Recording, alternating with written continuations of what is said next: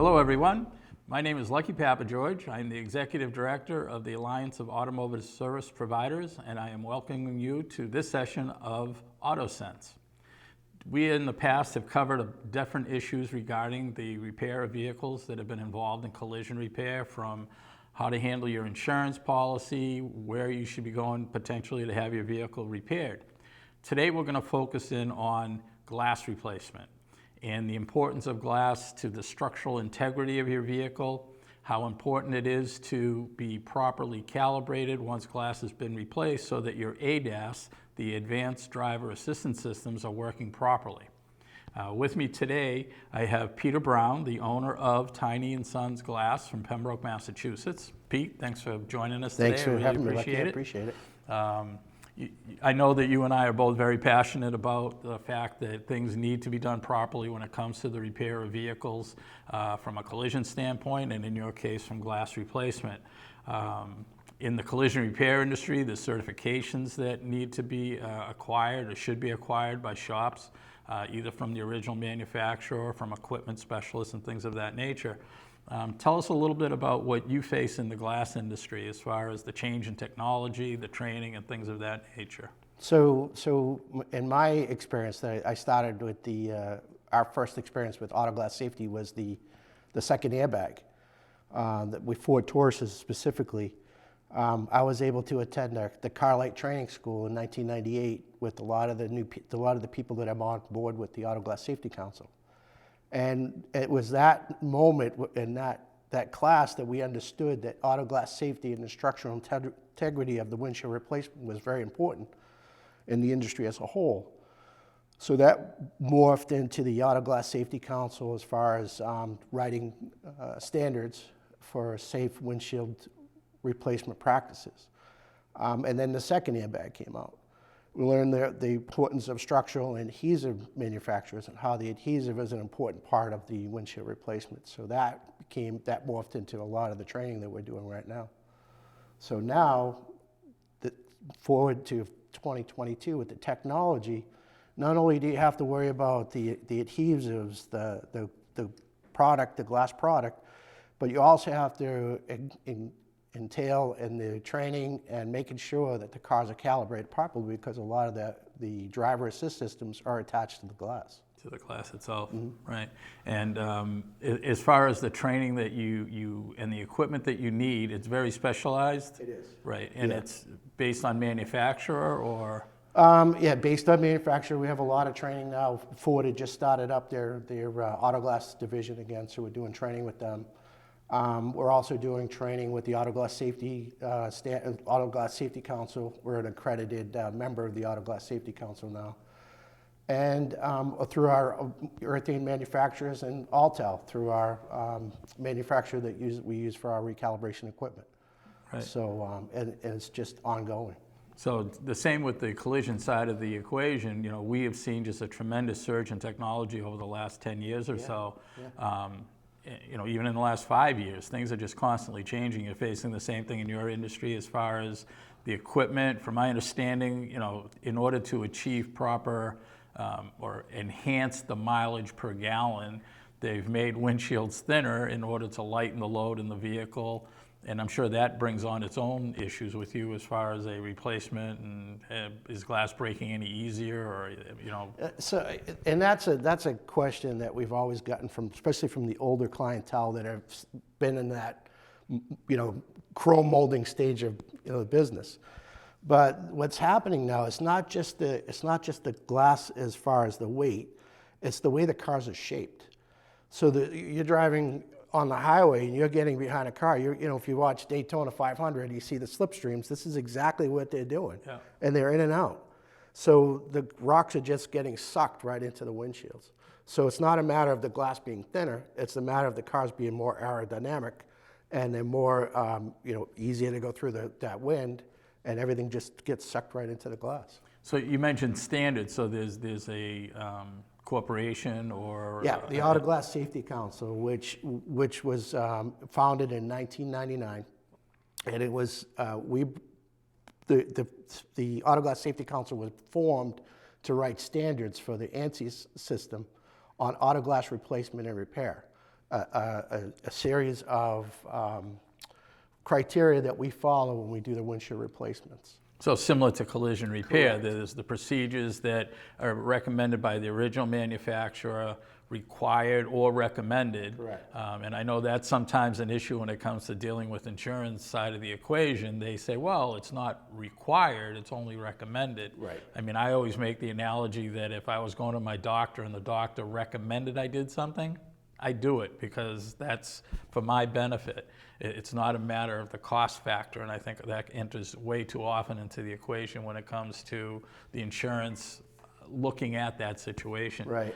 Are there certain things that a consumer should look for when they go into a glass replacement business such as yours? So the best thing about the Auto Glass Safety Council is you can go to safewindshields.org, and there is a list of shops that are registered through the Auto Glass Safety Council that are certified and accredited, which and accredited means they have an outside auditor that comes to the shop and actually watches an installer doing a windshield replacement. After that replacement, the technician is tested, and then the shop is accredited. We're following the criteria of the standard and the Auto Glass Safety Council.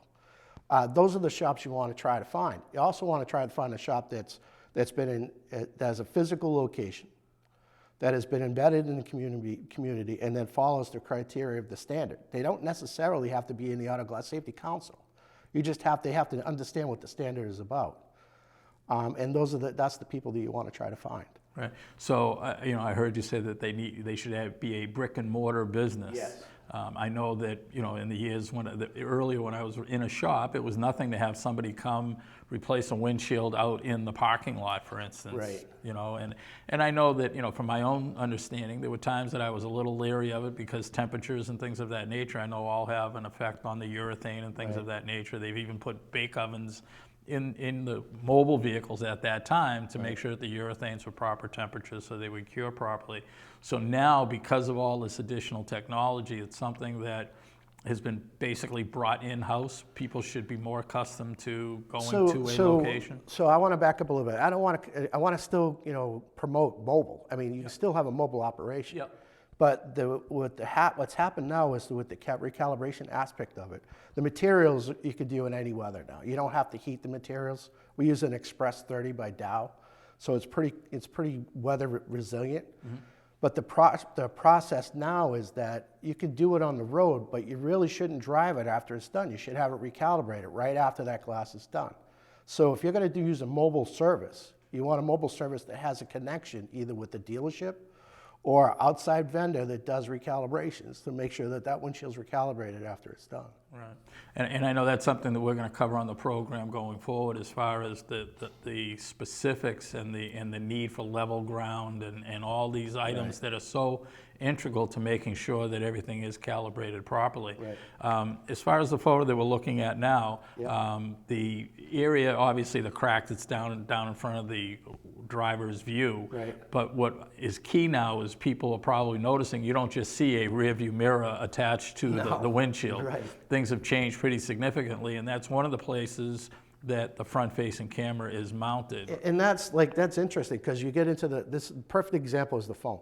So 10 years ago, your phone was a brick. Well, it's a brick now because it's a computer. But now people get in the car and they're leasing these vehicles, so they don't know the technology. They just drive it. So they see this box inside the car and they say, oh, they don't understand it. But when you look in the outside of the car and you see that picture, there's your camera. Some of them have rain sensors. Some of them have LiDAR, laser, night vision, all built into that windshield. And it's attached to that mirror bracket that's behind that car. So when you see that big box, that's where all the technology is. So obviously I'm not in your side of the industry. Does that come attached to the windshield when you pick up the windshield? Yes. The bracket is there for the cameras to attach to. So I think there was another picture that we're going to show later that shows the back of the windshield. And you'll see that bracket. It's a multi-purpose bracket about this big. You have two cameras, you have the mirror mount, you have the rain sensor, everything plugs in, takes off the old windshield, plugs into the new windshield. Now when you plug into the new windshield, the windshield those cameras are seeing through a new piece of glass. So it's just like your eyes getting adjusted to to your new pair of glasses. That windshield has to be, that camera has to be adjusted so it sees through that glass again. That's why the importance of the recalibration. Right, so I've heard, tales or however you want to put it, examples of, one of the cost savings that insurers try to push for is the use of aftermarket glass, that which is not made by the original manufacturer. Have you run into issues with the use of that aftermarket glass when it comes to the calibration? Yes. So, and is that because of the positioning of the brackets? Is it the quality of the glass? No, it's all of the above, but some of the aftermarket glass does work. And there is product that we are recommended to use. Honda recommends a few products, and so does a lot of the other manufacturers. But just like with OE, you could have that manufacturer, that production line, the guy that's gluing that bracket on could have a bad day, and that bracket's off by, like we're talking, a 1/16 of an inch. Right, which is basically the width of a penny. Correct, and that 1/16 of an inch, when you're following that road down 1.5 miles, could be over by 1.5 feet over the yellow line. So that's the importance of checking your material before you put the glass in. That's where you check your mounting brackets, you apply your cameras, you look through the viewpoint where the camera is to make sure that bracket is perfectly centered. A lot of that stuff, the material, a lot of the problems that you could foresee could be prevented if you look at that bracket carefully. Right. But again, the naked eye being able to see if something's off by a 1/16 of an inch is hard. Yeah. So the slide that we're looking at now is the windshield's already been removed from this vehicle. Correct. And you obviously, as part of the process, have to do some prep work, make sure that the substrate that you're going to be placing the glass against is clean. Yep. And what other types of preparation are? So the best way the urethane adheres is to have another base of urethane on the bottom. So you want to bring that urethane down to almost the minuscule, just so you see a light film of the urethane. You touch up any of the scratches or imperfections with 5404 primer that we use with the Beta. Make sure the frit and the fence is clear, perfectly clear of dirt, any materials, and then it's set. We usually set when we set the glass, we pour the material on the glass itself, just like we do at the factory, and set it. In this particular picture, we're using 2 men to set it. So these two gentlemen are actually placing it onto to be adhered. Correct. The glue is actually attached, is actually on the glass, and we're setting it into the opening. Okay, and I see there's a third gentleman that's Yes. Yes. You do training, is that what that's for? Yes, that is, if I can mention it, that's one of the guys from PAC TV in Plymouth was helping us do a training video for our shop. Oh, that's great. Yeah. And and we both understand the importance of training, so that's obviously a great thing that you're doing. Well, just now, I mean, we have 14 technicians, and 10 of them just went through the Auto Glass Safety Council to re-up their certification. Certifications. So we're all up for up till 2025. So they're good for 3 years? Yep. Ah, Yep. that's, so what other types of things are important when it comes to, as far as the claim process, what should the consumer know as far as their rights and is it, a lot of times we tell our customers that their best bet is to go to the repair facility that they're looking to get the work done. Right. They will know right then and there, what types of things need to be done. They can be ready for when an appraiser comes in to negotiate and try to get as much of it covered the first time around. Right. What types of things do you deal with when it comes to? So you and I have had this conversation repeatedly, and where our auto glass end of it is dealt with a third-party administrator. And the third-party administrator that handles the claims in this state, well, luckily this state is still a right to repair. So you could choose wherever you want to go. The issue is that when you set up the claim, it's just like setting up the claim with your doctor, like we were talking about earlier about appointments. Yeah. You have to set up to get your pre-approval. You have to get your referral number and from the third-party administrator so that we could do the work. That being said, you call us first. We could walk you through that whole process. It's seamless. It's just 2 phone calls. Once that's done, we can go online and set up the claim, negotiate. Get the right product, original equipment, negotiate the price for the recalibration, and set up the job. The issue with the industry as a whole is that it's relegated by this one third-party administrator that handles 85% of the claims in the state. So to get that right to repair, to keep that right to choose, the right to choose your option, we had to give that option. But it's still a process. Yeah. And as far as the consumer being educated and being their best advocate, which is something that we push for in the collision repair side of things, where would they go to look to see what their rights are and things of that nature? Just call the company first, and they'll walk them through that. The glass person that's company, going to be yep. doing their replacement? Yep.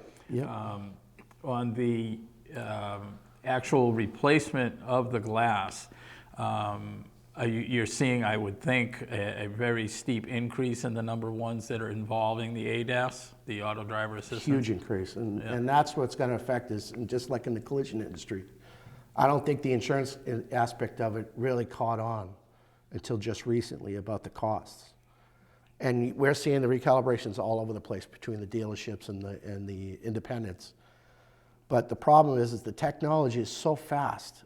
And now we're talking about 360 cameras. We're talking about when we're doing windshield replacements in the future, if it has a rear-facing camera, we have to recalibrate that at the same time. You're talking about four-wheel alignments on some of these things. Right. So the insurance company is still not in that process to get the right reimbursements that are supposed to be being done in the thing. So it's a constant process. So I know one of the issues that we're facing in the collision repair industry is when, and again, I make the analogy all the time between a doctor's appointment or you're having your doctor take a look at you. If the insurance company says we don't pay for that, as an example, it's an expense that's passed on to me as the patient. We're seeing more and more collision repair facilities having to do that in order to stay current with the technology, the training, and everything that's involved, because there's a huge liability for us. Right. I'm assuming the same liability goes for you. More sometimes, yeah. What is it something that you see in your industry as far as that expense being passed on to the consumer? So we're still one of the states that don't have a deductible on the auto glass. So the third-party administrator has built that deductible in the back door. So they crush us with the pricing. So the problem we're seeing right now is that a lot of the calibrations, a lot of the technology, the insurance company doesn't want to pay for, which is understandable. I get it. That's what their job is to do. So now there's a pass-through. So we used to not pass through that stuff. Now we have to, because you have to pay that technician to do the work. You have to have the right technology in play. Even though some of these pieces of equipment, $30,000, $40,000, $50,000, $60,000 just for the outlay just to get started. Right. So there has to be a process. The issue is that there is no oversight on the insurance end to make sure that the consumer is really getting what they're paying for, what they should be paying for, what they have to pay for extra. And we have this discussion all the time. I know you and I do, and we have the discussion on the auto glass end of it, is that there has to be a seamless process, and it just isn't there yet. Well, and that's one of the things that we've been constantly advocating for, is that the consumer needs to be their best advocate. They need to know what the laws, rules, and regulations are. They have to understand when they bought and purchased their insurance policy that it was an indemnification policy, which means they are supposed to be made whole again. Right. There are certain consumers that are out there that fight and fight and fight and finally will get what it is that they are entitled to through their insurance policy. And then there are those who fear their insurance company and are afraid of what might happen to them. And that's one of the reasons we have a show like this, so that we can bring that information to consumers, give them the confidence that they do have rights in the process and where they would look to find that information. And one of the places that you can use as a resource is the Alliance of Automotive Service Providers. You can go to our website, which is AASP-MA.org. And we have consumer tabs there. We have a wealth of information as far as referral. There's a map of all of our member shops that you can call on any one of them, and if they can't get you the answer that you need, they're able to, call me as the executive director of the association, and we help out consumers on a constant basis. Right. And I'm sure that the glass industry has the same type of an association. We do the same, yes. And one of the biggest things that we're seeing right now in this state is you have the bigger players that are writing their policies online. And the younger people that are writing their policies are going up, and they don't know what they're picking as far as what their coverage is. You're seeing a lot more deductibles than you ever did before in the auto glass end, because they don't realize that it's not that expensive to click off that button, because there's nobody live that's explaining it to them. Right. So my biggest, I advocate always for independent insurance agent. These are the people that you have to reach out to. They sell that big box store insurance through their process, but they can walk you through the liability aspect of it, what it entails, what you could add, what you could subtract. The biggest thing is if you get into an accident, if you're at fault, you want to make sure you have the right coverage to make sure that you're covered for basic coverage. Yeah, that's an excellent point. I know that in a couple of our previous shows, we had Nadine here, who is an insurance agent and also a licensed auto damage appraiser. So she's very versed on both sides of the equation, and that was her biggest thing. And she prides herself on that personal touch. That the fact, I think it's Liberty Mutual who states, pick your own policy, don't buy anything you don't need. You it's pay your for choice. what you need. Yeah, exactly. And but then they'll be the first ones to say, hey, you didn't pick that coverage when you were using our computerized policy putting together program, and no, you're not covered, but you don't know that until it's way too late. No, and we see that all the time because you have your homeowners, you have your rentals, you have all this stuff. You're trying to combine it. You're trying to pay your student loan. You're trying to get your kids to school. So you sign up, I just saved $400. Right. And the $400 was when you get into an accident, you lost the lawyer. You never get enough money for the lawyer. Yeah, it's gone in the blink of an exactly. eye. And it is. It's the fact that quote unquote savings is pushed on people. Yes, it's kind of a Russian roulette or a roll of the dice. You're not counting on getting into an accident. But when you do, then it becomes a very costly proposition, much more so than anything I've ever seen anybody save. No matter how infrequently you get into a loss, all it takes is that one loss. If you didn't take rental coverage and it takes 30 days to get your vehicle repaired, you could be out $1,500 without even thinking about it. Yeah. What other types of things do you see being an issue for a consumer that's had a glass loss? Is timeliness an issue in your case? I know that because of the COVID in the collision side, we had a great deal of delay when it came to parts and things of that nature. Were you experiencing anything along those lines? Through in the beginning of COVID, it wasn't too bad because it was such a glut of parts. But we ran through that inventory in 6 or 7 months. Yeah. And then as the manufacturers are starting to revamp, they couldn't get their workers to come back. So there was a huge backlog. We had windshields that were on back order for 6 to 7 months. Wow. But now it's starting to see that everything's starting to cut, the cycle's starting to come back a little bit. We're starting to see the parts quicker. The only issue we're having right now is just technicians. Trying to get experienced technicians for work. And we're very lucky at our shop, but I could put on 4 more guys right now, and I can't find them. Yeah, I know that, and that is an issue that's across the board in the collision side as well. And we've alluded to it in the past that a lot of it has to do with the fact that to train a technician, to get them to come to work in our industry or the glass replacement industry, it's not an easy work. And there are times that we've seen that someone who is a skilled technician who has taken years, has acquired all the tools and everything that it costs to be a properly trained technician, can go off and make more money working for Amazon at some point. With no liability, no hazards to their health. Yeah, and that's where the reimbursement aspect of it has to be addressed. Because when you're looking at, that's a whole different subject. So right, exactly. Yeah. Once the gentlemen have set that glass, the job's done, right? No. After that windshield was set, that had the driver assist system, and that was a dynamic, which was a driver. So the truck had to sit for about 45 minutes after it was done.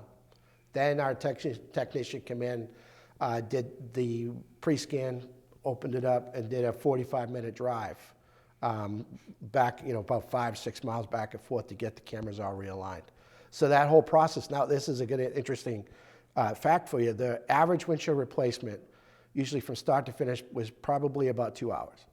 Now you're adding another 45 minutes to the job for the recalibration. And you need an environment that's doable for the recalibration itself. Right, it can't be a bumpy road or anything along those natures. Or if you're doing the Scituate or the Cohasset area or on the beach, you can't get up to 45 miles an hour. Right.